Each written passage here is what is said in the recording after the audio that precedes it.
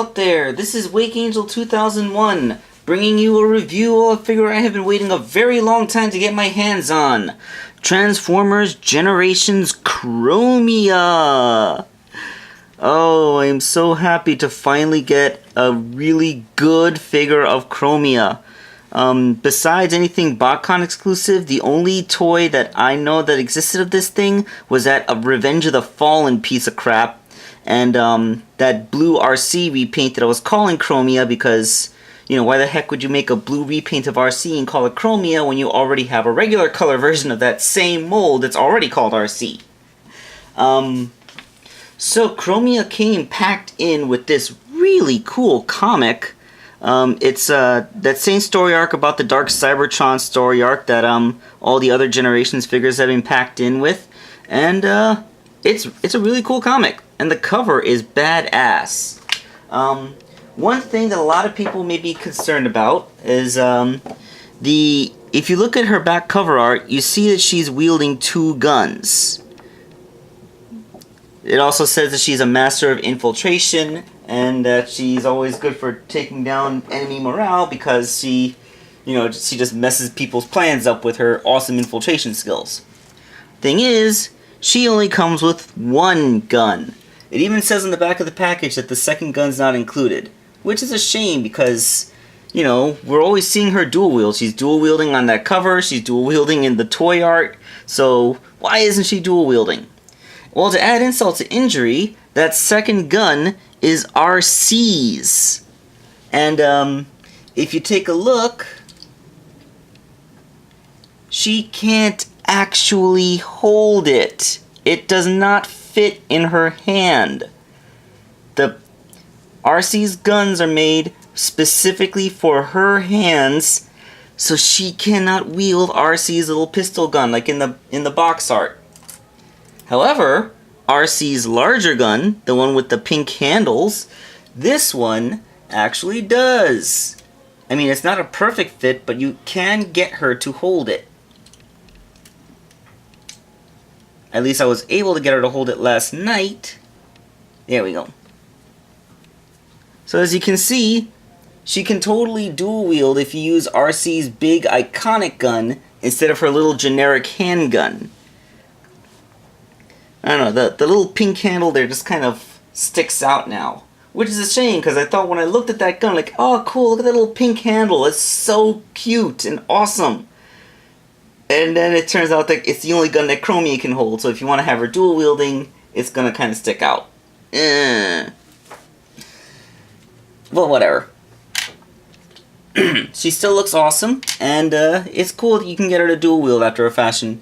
Besides, it's about the same size as the gun she comes with, so it really does help the symmetry a little bit. Now, the elephant in the room is that this is another remold of that Prime Robots in Disguise Arcee, which seems to be the default go-to female robot buck. Well, here's the original right here. And, just for the sake of completion, we're going to have the Beast Hunters remold of it right here. Now, let's zoom in and get a closer look at this.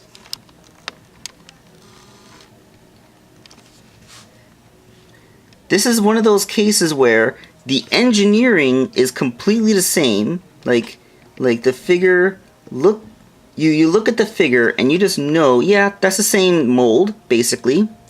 But then when you take a closer inspection, like, what parts of the mold did they really reuse?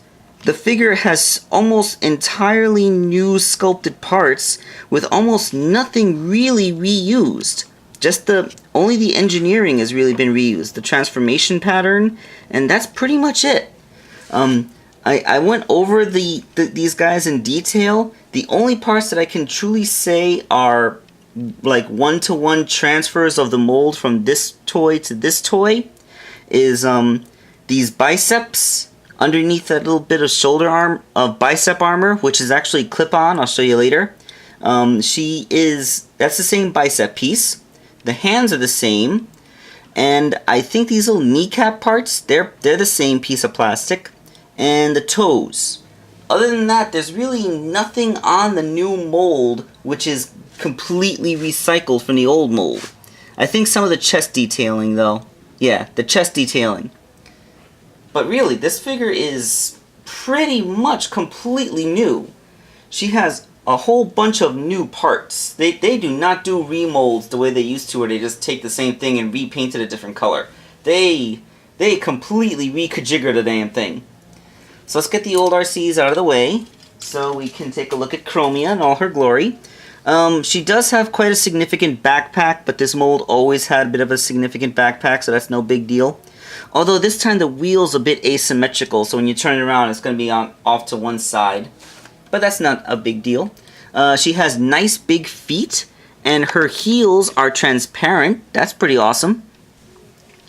So she stands very well despite the huge backpack, and she has all the same kind of awesome articulation that this mold has always had. So just a quick rundown of that. Her head is ball jointed.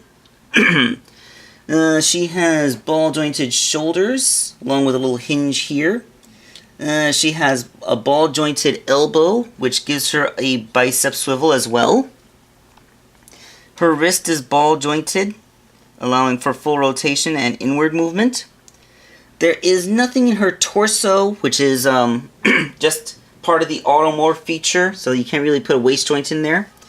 But she has fully ball jointed hips, a cool thigh swivel, and a knee bend that goes all the way until the wheel stops it.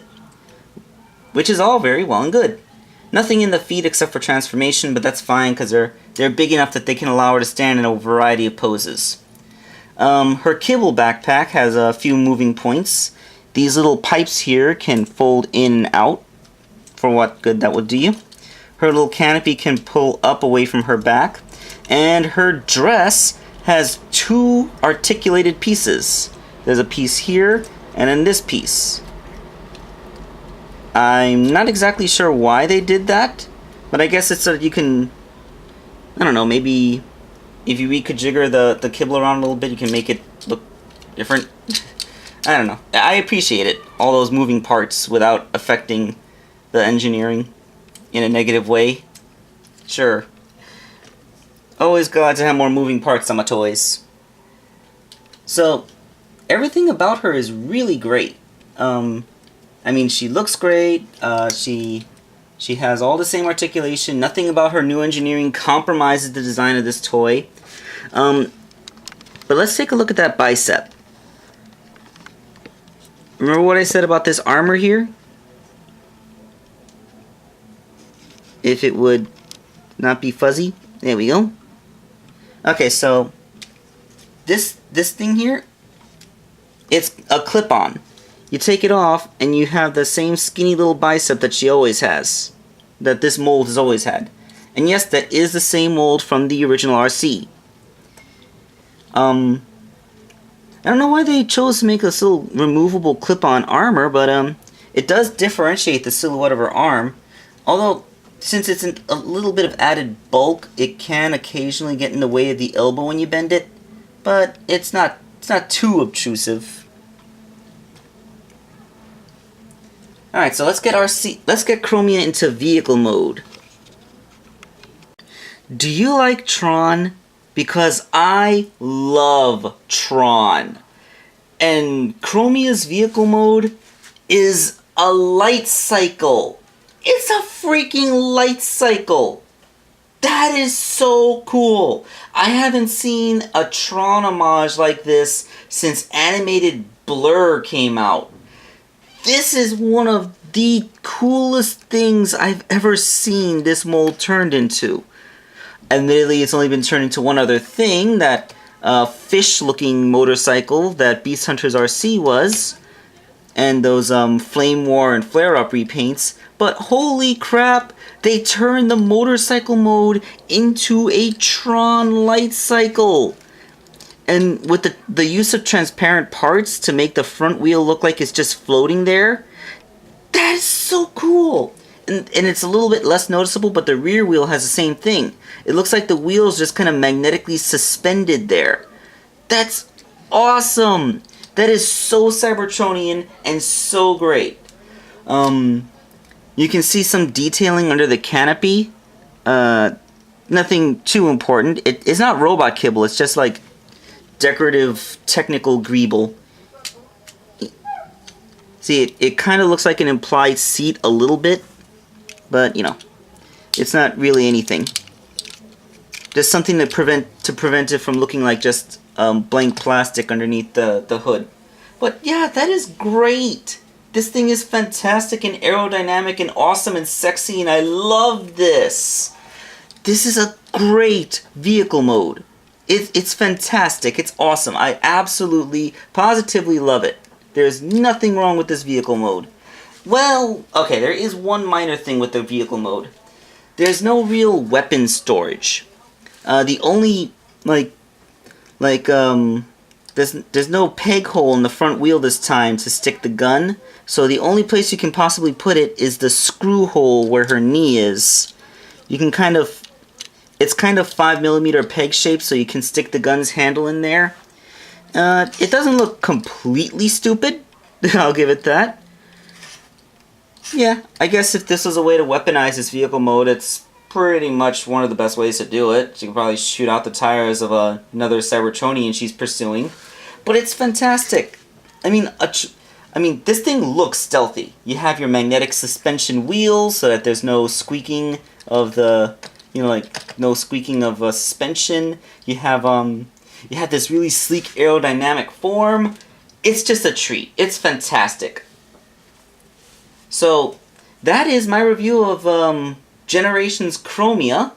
Of course, this is one of the first Generations ways to have two female characters in the same wave.